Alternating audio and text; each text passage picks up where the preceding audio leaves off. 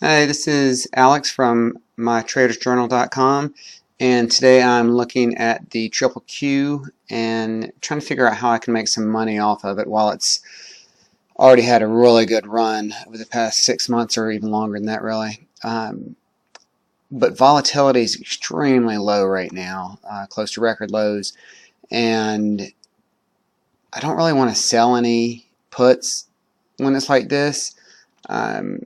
So I came up with another strategy I'm going to try to implement right now. First of all, I want to take a look at the trend lines here for QQQ, see if I can get an idea of where it might be heading. So put a couple of, whoops, that's not a good one. Put a couple of trend lines in here and see if I can help predict where it might go in the near term. So there we go. Nope. All right, I'll leave that one for now because I don't feel like messing with it. All right, so it looks like the trend line is just on the wider parts here. This lower one puts it around 32.50-ish in the next few days. I don't think it's going to drop that much immediately. Other one is really high, and it's outshot that. So even on the lower side, just on the near term, it jumped over, it gapped up here, and jumped over the trend line that was starting here.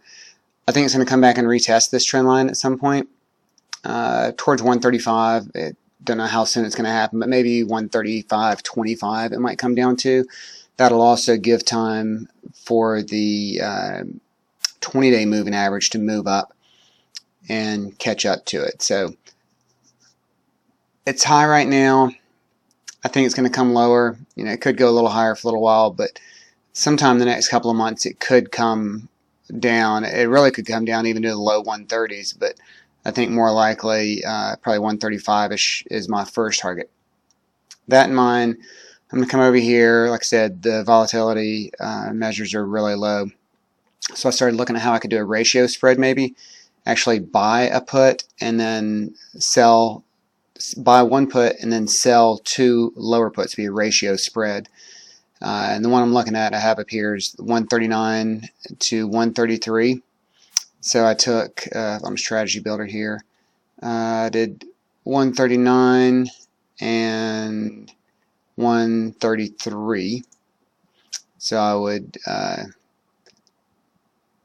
it's weird when you do this on, when you're setting it up to sell it, you actually have to do the reverse. I'm writing in here that I'm buying it and then selling, buying the lower ones, but I'm actually going to sell it. So when I add it to the quote panel, see I just added it up here, it shows the same thing, so I don't need duplicates. But just showing you how I did it.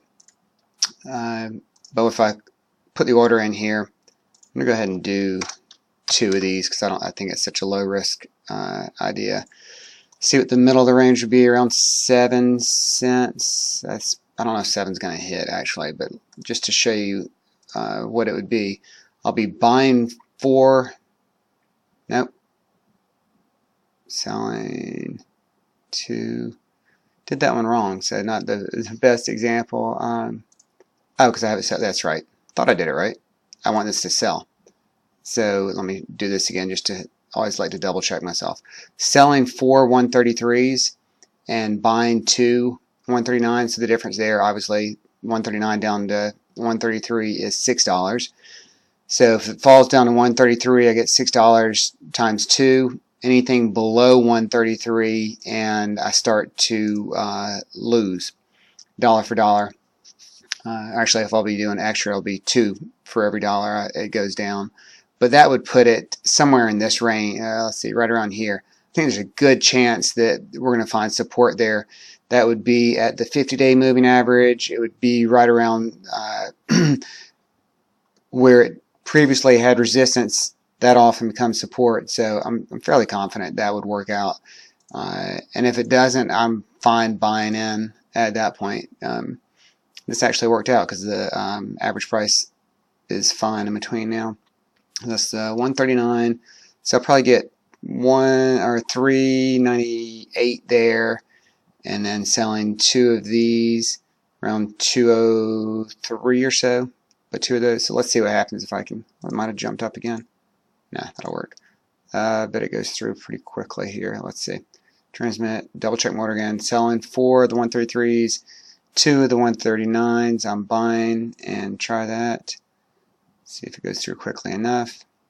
You can see my 2 orders up here. That's my 2 on the ask.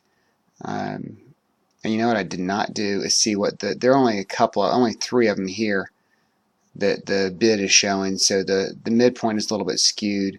A little bit higher down here. Same thing. So I'm going to lower it a penny. That will probably hit. If not, I'll lower it another penny. Let's see. That's not going yet. I'll keep on lowering. As long as I get a credit, I'm really fine because I'm not worried about a penny or 2 on these. Let that sit for a second while I go back over it. But if I'm really thinking that it's going to come down in this range, I'll make money as long as since I'm getting, whether it's 8 cents or 4 or 5 cents, whatever it ends up being, as long as I'm getting something out of it. If it expires and it goes above 139 and I get nothing, I don't lose anything. I'll actually get 8 cents or 7 cents times 2, so a few bucks. But my hope is that it actually falls. If it falls, then I'm going to buy again under 133, hopefully catch on the way back up, take my profit on a couple of the puts.